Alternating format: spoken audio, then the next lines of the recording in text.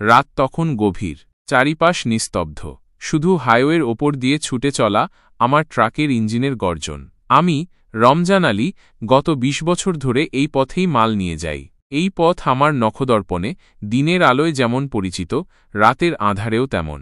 কিন্তু আজ রাতে যেন অন্যরকম একটা অনুভূতি হচ্ছে। কুয়াশার চাদরে ঢাকা পথটা কেমন যেন অচেনা লাগছে। আমি সিরাজগঞ্জ থেকে ঢাকার উদ্দেশ্যে যাচ্ছিলাম। ট্রাকে বোঝাই ছিল গার্মেন্টসের কাপড়। সাধারণত এই রুটে মাল নিয়ে যেতে আমার ভালোই লাগে। রাস্তার দুপাশে গ্রামীণ দৃশ্য দেখতে দেখতে মনটা ভরে যায়। কিন্তু আজ কুয়াশার ঘনস্তর ভেদ করে দূরের কিছুই দেখা যাচ্ছিল না। মনে হচ্ছিল যেন এক অদৃশ্য দেয়াল আমাকে আটকে রেখেছে। হঠাৎ ট্রাকের হেডলাইটের আলোয় একটা ছায়া দেখলাম। প্রথমে মনে হলো কেউ হাঁটছে, কিন্তু কাছে আসতেই বুঝলাম সেটা একটা মানুষের শরীর রাস্তার পাশে পড়ে আছে। আমি সঙ্গে সঙ্গে ব্রেক কষে ট্রাক থামালাম। গাড়ি থেকে নেমে টর্চলাইট জ্বালিয়ে লোকটার দিকে এগিয়ে গেলাম। লোকটা চিত হয়ে পড়েছিল। তার মুখটা রক্তে ভেজা, চোখ দুটো খোলা কিন্তু দৃষ্টি স্থির। আমি নাড়ি দেখলাম, স্পন্দন পাওয়া যাচ্ছে না। লোকটা মারা গেছে, কিন্তু কি করে? এটা কি কোন দুর্ঘটনা নাকি? আমার মনে একটা অজানা ভয় ঢুকল। আমি চারিদিকে দেখলাম, কিন্তু কাউকে দেখতে পেলাম না। শুধু কুয়াশার অন্ধকার আর হাওয়ার হু হু শব্দ। আমি লোকটার শরীর একবার ভালো করে দেখলাম। তার পরনে পুরনো একটা শার্ট আর প্যান্ট। দেখে মনে হল গরিব ঘরের কেউ হবে। কিন্তু তার হাতের একটা জিনিস আমাকে থামিয়ে দিল। তার হাতে একটা পুরনো ডায়েরি ছিল। আমি ডায়েরিটা তুললাম। পাতাগুলো ভেজা আর কালিতে ভরা। কিছু অক্ষর বোঝা যাচ্ছিল, কিছু নয়। তবে একটা কথা বারবার চোখে পড়ছিল, রক্তপথ। রক্তপথ, এটা কি কোন নাম? কোথাও শুনেছি কি? আমি মনে করার চেষ্টা করলাম, কিন্তু কিছুই মনে পড়ল না। আমি ডায়েরিটা পকেটে রাখলাম। এই সময় পুলিশকে খবর দেওয়া উচিত, কিন্তু এই রাতে পুলিশ কোথায় পাব? আর তাছাড়া এই ডায়েরিটা আমাকে কিছু বলছে। আমি জানতে চাই রক্তপথ কি? আমি ট্রাকে উঠলাম। শরীরটা ঠান্ডা হয়ে যাচ্ছিল। কুয়াশা আরও ঘন হয়ে আসছিল। আমি ট্রাক স্টার্ট দিলাম এবং আবার ঢাকার দিকে যাত্রা শুরু করলাম।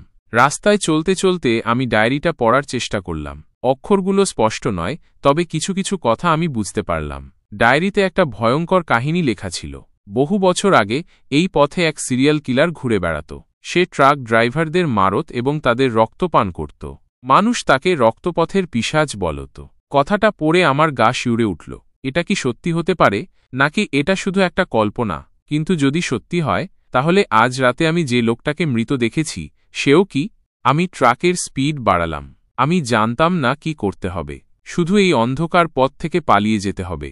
হঠাৎ ট্রাকের সামনে আবার একটা ছায়া দেখলাম। আমি ব্রেক কষলাম। ট্রাক থমকে দাঁড়ালো। আমি দেখলাম সেই লোকটা, যার শরীর আমি কিছুক্ষণ আগে দেখেছিলাম, সে আমার ট্রাকের সামনে দাঁড়িয়ে আছে। আমার শ্বাস বন্ধ হয়ে গেল। এটা কি করে সম্ভব? সে তো মারা গেছিল। আমি ট্রাক থেকে নামলাম। আমার পা কাঁপছিল। আমি টর্চলাইট জ্বালিয়ে লোকটার দিকে এগিয়ে গেলাম। লোকটা আমার দিকে ঘুরে দাঁড়ালো। তার চোখ দুটো জ্বলছিল, মুখে একটা ভয়ঙ্কর হাসি। সে আমার দিকে হাত বাড়ালো। আমি চিৎকার করে উঠলাম। আমি জানতাম আমি আর বেঁচে নেই। রক্তপথের পিশাচ আমাকে ধরতে এসেছে। এরপর কি হয়েছিল আমি জানি না। শুধু একটা ঠান্ডা স্পর্শ আর একটা ভয়ঙ্কর হাসির শব্দ আমার মনে গেঁথে আছে। পরের দিন সকালে পুলিশ আমার ট্রাকটা হাইওয়ের পাশে পেয়েছিল। ট্রাকের ভেতরে আমার শরীর ছিল রক্তে ভেজা। আমার হাতে ধরা ছিল সেই পুরনো ডায়েরিটা। ডায়েরির শেষ পাতায় লেখা ছিল মাত্র একটা কথা, রক্তপথ কখনো শেষ হয় না। কেউ জানে না কি হয়েছিল। কেউ বলে আমি একটা দুর্ঘটনার শিকার হয়েছিলাম। কেউ বলে আমি রক্তপথের পিশাচের শিকার হয়েছিলাম। কিন্তু সত্যিকারের ঘটনা আজও একটা রহস্য হয়ে আছে। আর সেই থেকে এই পথের নাম হয়ে গেছে রক্তপথ। আজও এই পথে ট্রাক চালালে ড্রাইভারদের মনে একটা অজানা ভয় কাজ করে। তারা জানে রক্তপথের পিশাচ এখনও এই পথে ঘুরে বেড়ায়, আর তার শিকার হয় শুধু ট্রাক ড্রাইভাররা।